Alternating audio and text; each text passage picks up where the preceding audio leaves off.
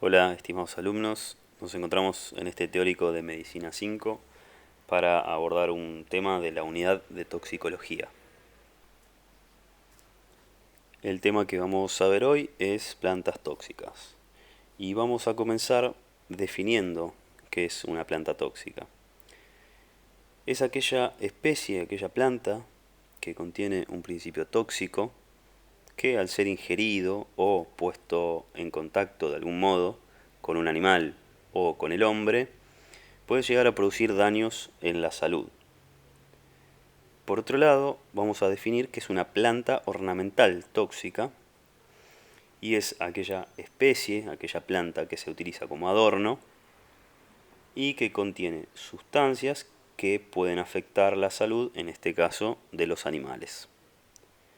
Entonces, vamos a ver que la principal causa de intoxicación por plantas tóxicas es el desconocimiento por parte de los propietarios sobre la existencia de plantas ornamentales, plantas de adorno, que pueden estar dentro del hogar o fuera en el jardín, y que pueden causar problemas a la salud de sus mascotas.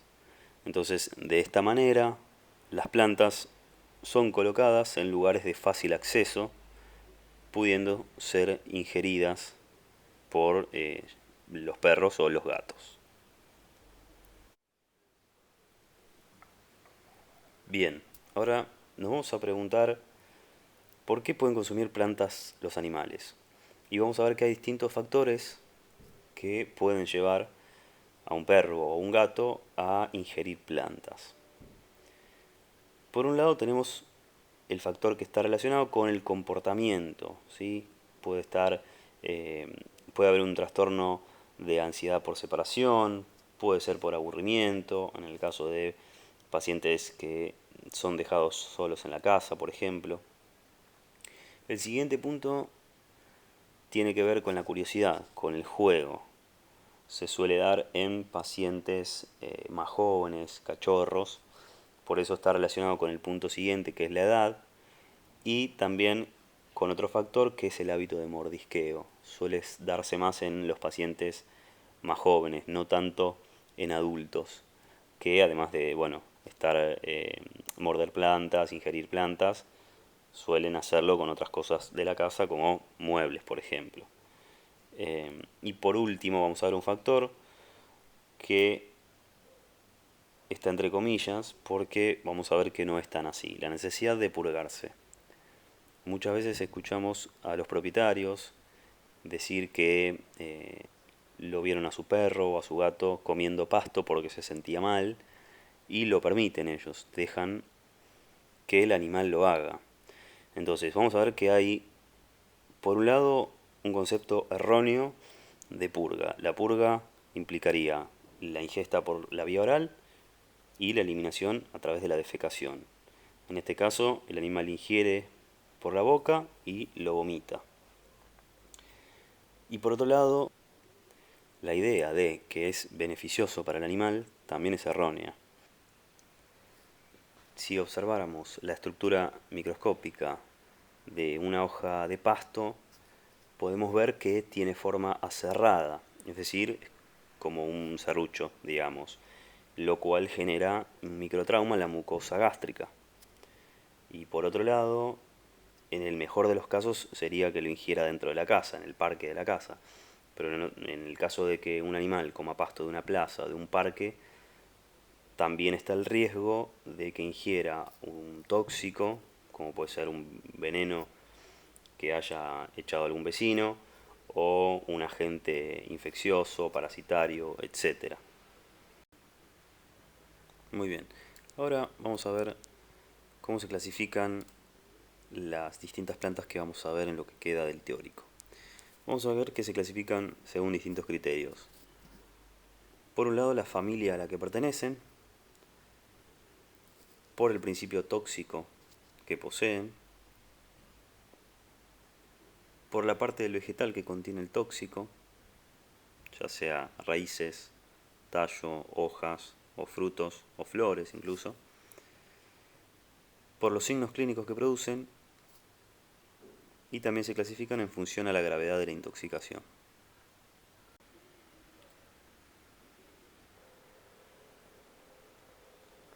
El grado de toxicidad está definido por la relación entre la cantidad del vegetal consumido, el peso y la edad del paciente y la manifestación del cuadro de intoxicación. Y se puede clasificar en alto, moderado y bajo. Las plantas que poseen un grado alto de toxicidad generalmente son aquellas especies en las cuales el consumo de poca cantidad puede desencadenar la intoxicación con alto riesgo de muerte si no es tratada rápidamente. Por otro lado, aquellas plantas con un grado moderado de toxicidad son generalmente aquellas que al ser consumidas generan algún signo clínico, como puede ser vómitos o diarreas, que si no es tratado como corresponde, puede generar un desequilibrio secundario que ponga en riesgo la vida del paciente. Estas plantas, si bien su toxicidad es importante, tienen una baja palatabilidad que hace que los animales no lleguen a consumir suficiente cantidad como para desencadenar un proceso de intoxicación más severo. Y por último, aquellas plantas con un grado bajo de toxicidad se refiere a especies vegetales en las cuales existen referencias bibliográficas aisladas de intoxicación. Es decir, no hay muchos registros. Bien, vamos a comenzar hablando de las plantas que vamos a ver ahora de grado alto de toxicidad. Tenemos la primera planta que vamos a ver es la azalea, pertenece a la familia de las ericáceas y el principio activo son los diterpenos. Los diterpenos actúan a nivel de los canales de sodio, provocando su apertura y favoreciendo la despolarización celular, sobre todo a nivel del músculo cardíaco, esquelético y sistema nervioso central. La ubicación del principio activo es en toda la planta, principalmente en hojas y en flores, y vamos a ver como signos clínicos: salivación, náuseas, vómitos, diarreas, gran dolor abdominal, esto a nivel gastrointestinal. Por otro lado, flacidez muscular, lo que ocasiona debilidad, disnea y falla respiratoria. Y a nivel cardiovascular podemos observar bradicardia e hipotensión con daño renal y cerebral.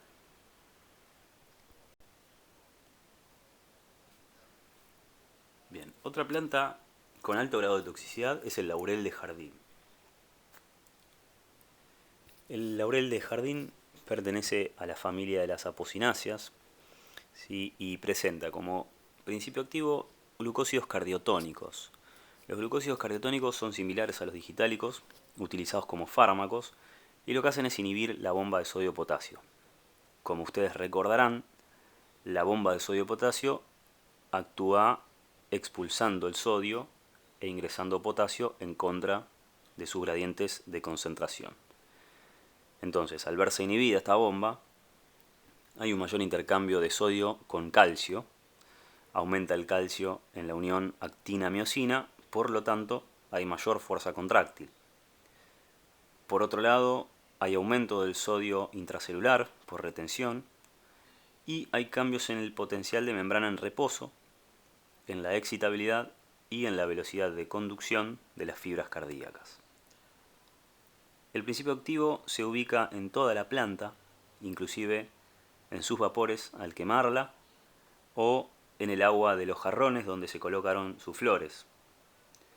Vamos a ver distintos signos clínicos, puede ser decaimiento, anorexia, náuseas, vómitos, diarreas a nivel digestivo. Vamos a ver arritmias, depresión respiratoria, síncope y hasta bloqueos. Como parte de la terapéutica por este tipo de intoxicación, vamos a tener que controlar la presión arterial, las arritmias y, por otro lado, la hiperpotasemia. Otra planta de alto grado de toxicidad, particularmente en el gato, es el lilium. El lilium pertenece a la familia de las liliáceas. El principio tóxico es desconocido y se considera que toda la planta es tóxica. Vamos a ver como signos clínicos: depresión, vómitos, úlceras en la mucosa gástrica, deshidratación, Todo esto por la acción del tóxico sobre la función renal. Y ha sido reportada únicamente en felinos, como mencionaba anteriormente. Bien, continuando con otra planta de alta toxicidad, tenemos a la hortensia.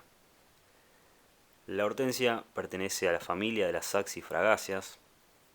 Posee como principio tóxico un glucósido cianogenético, que es precursor de cianuro, y va a producir inhibición de la cadena respiratoria, generando así una hipoxia histotóxica. Se localiza en toda la planta y va a presentar el paciente como signos clínicos: taquipnea, taquicardia, cianosis, una fase ansiosa. Esto quiere decir que el paciente va a tener la boca abierta, tal vez dibujando como una sonrisa, porque intenta llevar las comisuras labiales bien hacia atrás para abrir bien la boca, los ojos bien abiertos, con una cara de ansiedad, valga la redundancia.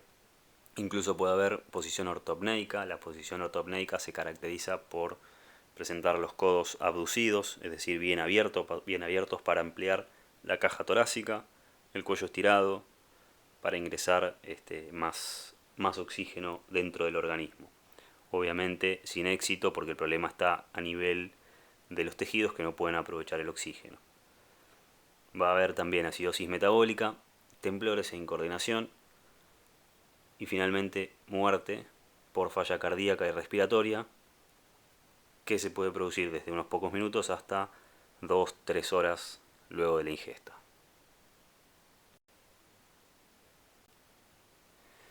Bien, ahora vamos a pasar a ver las plantas de grado moderado de toxicidad. En este grupo se encuentran particularmente la familia de las aráceas. Estos son algunos de los nombres vulgares que ahora vamos a ir viendo con imágenes de cada una. La toxicidad de estas plantas se debe principalmente a dos componentes. Por un lado, la presencia de cristales de oxalato de calcio que actúan en forma mecánica, provocando irritación de la superficie con la que contactan. Y por otro lado, la presencia de una enzima proteolítica, la cual es inoculada en la superficie de contacto, ya sea piel o mucosas, por el cristal de oxalato de calcio, generando una respuesta inflamatoria.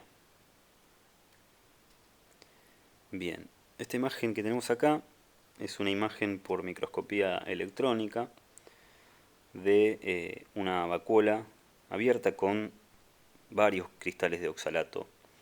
Los cristales de oxalato de calcio son productos, como decía, formados en vacuolas celulares, que tienen distintas formas, tienen varias formas. En el caso de las aráceas, tiene formas de agujas, que se llaman rafidios. La imagen por ahí no tiene muy buena calidad, pero creo que se llega a apreciar. Estos rafidios se clavan en la mucosa con la cual contactan, inoculando la enzima proteolítica que desencadena la reacción inflamatoria, con la consecuente liberación de histamina, serotonina y una serie de sustancias vasoactivas responsables de la inflamación. Bien, cuando la planta es ingerida se puede presentar salivación, vómitos, diarrea, inflamación del tracto digestivo, especialmente en la boca, la lengua, la garganta y los labios. En el caso de ingestión severa, podría aparecer dificultad respiratoria por edematización de la glotis, generando asfixia, pero esto no es lo más habitual. En el caso del contacto con la piel, puede generar dermatitis con enrojecimiento, inflamación, dolor. Y en el caso de contactar con los ojos, puede llegar a provocar pérdida transitoria de la visión, queratitis e inclusive úlcera de córnea. En estos casos hay que tener en cuenta en el abordaje del paciente intoxicado que no se debe inducir el vómito, ya que los cristales son irritantes y solo se provocará más daño al provocarlo. Lo que hay que hacer es irrigar la boca con abundante cantidad de agua, se pueden dar a lamer cubitos de hielo, se pueden utilizar antihistamínicos, realizar reposición de fluidos por los vómitos y las diarreas. En el caso de lesiones corneales, hay que lavar con abundante solución fisiológica, realizar la prueba de fluoresceína para comprobar si hay o no úlceras y evaluar el uso de colirios con o sin corticoides. Bien, y vamos a ver algunas imágenes de las plantas que pertenecen a este grupo, a la familia de las aráceas que mencionaba anteriormente. Esta es la Aglaonema, paleta de pintor. Por supuesto que estas plantas, la mayoría de las plantas las pueden encontrar con distintos nombres. Lo que tienen que buscar para localizar y que no presta confusión es el nombre científico, que es el que está debajo entre paréntesis. Dieffenbachia, Pothus, Calas, muchas de estas son plantas de jardín, otras pueden ser de interior también. Sandalia de pescador, oreja de burro, oreja de elefante, en este caso es una planta de jardín, es bastante grande, bastante alta. Begonias. Bien, y ahora pasamos a otra planta de grado moderado de toxicidad, que es la marihuana. La marihuana pertenece a la familia de las cannabináceas y el principio tóxico es un alcaloide, el tetrahidrocannabinol. La localización del principio es en toda la planta, particularmente en hojas y flores. Y como signos clínicos podemos ver una variedad de signos, ¿sí? Alteración del comportamiento, ojos vidriosos, midriasis, nistagmo, salivación excesiva, vómitos, incoordinación, hiperestesia, hipertermia, taquicardia, convulsiones, depresión y desorientación. Esta planta es de toxicidad moderada a alta según la cantidad ingerida. Se considera que una dosis de 3 gramos por kilo de peso vivo es letal. Sin embargo, los signos clínicos suelen aparecer con dosis menores también. Bien, por último vamos a pasar a las plantas de grado bajo de toxicidad. Se encuentran la familia de las moráceas. Dentro de esta familia tenemos al ficus, a la enamorada del muro, por ejemplo. Y el principio tóxico que presentan son las fotocumarinas, por un lado, que son sustancias que se activan ante la radiación ultravioleta y provocan fotosensibilización. Y por otro lado el látex, que es una sustancia irritante, ya sea por contacto o por ingestión. Acá tenemos una imagen del ficus, una imagen de la enamorada del muro. Bien, otra planta de baja toxicidad es la hiedra. La hiedra pertenece a la familia de las araliáceas. Como principio tóxico posee saponinas, se ubica principalmente en los frutos y los signos clínicos son principalmente limitados a la acción irritante sobre el tracto digestivo, ya que las saponinas que contiene son de baja absorción intestinal. En ese caso podrían llegar a producir hemólisis también. Por último, la planta que nos queda ver como de baja toxicidad es el helecho. El helecho pertenece a la familia de las polipodiáceas y el principio tóxico es una tiaminasa. La tiaminasa hidroliza la tiamina, que es la vitamina B1 de la dieta. Se localiza en toda la planta, pero presenta mayor concentración en los frondes jóvenes. La vitamina B1 participa en el metabolismo de los hidratos de carbono para la generación de energía, en el funcionamiento del sistema nervioso, en el crecimiento y mantenimiento de la piel. Por lo tanto, vamos a ver como signos clínicos alteraciones visuales, debilidad, tambaleo, signos neurológicos y alteración de la presión arterial también. Por último, vamos a ver algunas pautas generales de tratamiento. Como primer punto, nos preguntamos si vamos a inducir el vómito o no. Bien, vamos a producir el vómito si el estado del paciente lo permite y el tóxico ingerido es conocido y no es irritante, y si estamos dentro de las 2 horas post ingesta. Acá una pequeña aclaración entre paréntesis, además de no producirlo si el tóxico fuese irritante, Tampoco estaría aconsejado producir la emesis en el caso de glucósidos cardiotónicos, ya que el vómito provoca una disminución de la frecuencia cardíaca que puede empeorar el cuadro. Por otra parte, vamos a producir irrigación de la cavidad oral con soluciones frías, agentes demulcentes. Si el tóxico ingerido es desconocido o es irritante, por ejemplo, en el caso de las aráceas que contienen cristales de oxalato de calcio, debido a la imposibilidad de realizar la emesis, y si el estado del paciente lo permite, se podrá realizar lavaje gástrico. Luego se podrá colocar a través de la sonda carbón activado, catárticos, para que el tóxico, una vez unido al carbón, sea eliminado por las heces rápidamente. Otra maniobra que puede realizarse es la irrigación intestinal.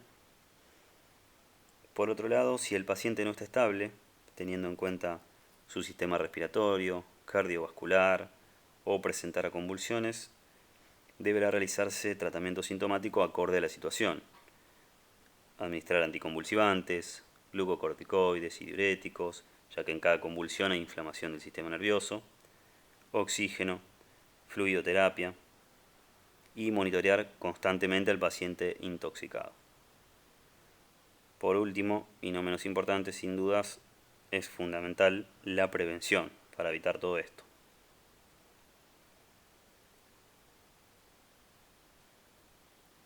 ¿Qué podemos hacer para prevenir? Debemos alertar a los propietarios acerca de la presencia de plantas ornamentales tóxicas en su hogar, ya sea en interior como en exterior. Las mismas deberán ser ubicadas lejos del alcance de los perros, por ejemplo en lugares altos. Y en el caso de los gatos, las plantas pueden llegar a ser rociadas con sustancias repelentes o colocar papel de aluminio sobre la tierra de las macetas. El contacto de los gatos con este material resulta desagradable, logrando de esta manera disuadirlo de comer la planta.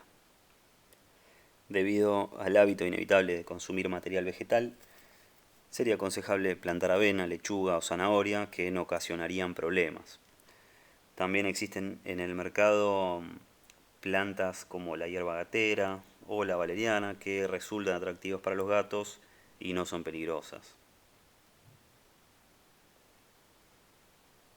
Como conclusión, podemos decir que hay que tener en cuenta que la identificación de la planta tóxica y una rápida atención veterinaria son de fundamental importancia.